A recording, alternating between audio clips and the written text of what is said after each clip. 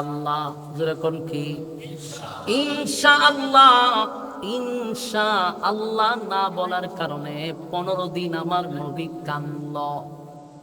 যুবক বাবা, মুরব্বী বাবারা, এখান থেকে উম্মতের বড় শিক্ষা আছে, বড় শিক্ষা আছে। 15 দিন নবী কাঁদছে ইনশাআল্লাহ না বলার কারণে। আমরা যদি ইনশাআল্লাহ না বলি তাহলে 15 দিন নবী যেমন কাঁদছে, যেমন কষ্ট পাইছে, এর থেকে বড় মুসিবত আসবে আমাদের উপরে। নবীর ক্ষেত্রে যদি 15 দিন কাঁদতে হয় গো, তাহলে যেই লোকটা ইনশাআল্লাহ বলে না, এর খেসারত কিন্তু তোমার আমার দিতে হবে। কারণ আমরা অনেক সময় বলি টাঙ্গাইল থেকে আমি ঢাকা যাব, এই মাঝখানে একটা কথা বলতে হবে ইনশাআল্লাহ, কথা হয় না।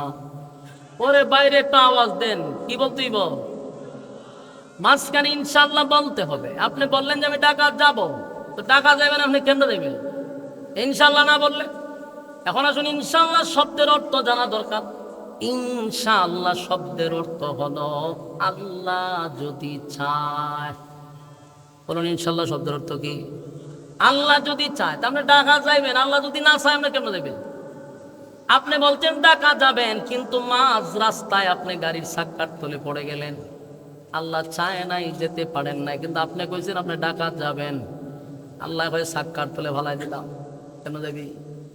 এই জন্য আমরা সব কথাই বলবো ইনশাআল্লাহ, কথা হয় না।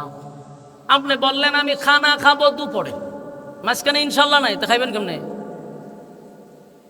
বললেন ইনশাআল্লাহ, তৈলে খাইতে পারবেন। আর যদি তখন না খানা খাবো ইনশাআল্লাহ নাই, তৈলে খানা ঠিকই থাকবে, একেবারে রোস পোলাও সব গরম ঠিকই আছে, কিন্তু আপনি খাইতে পারলেন না।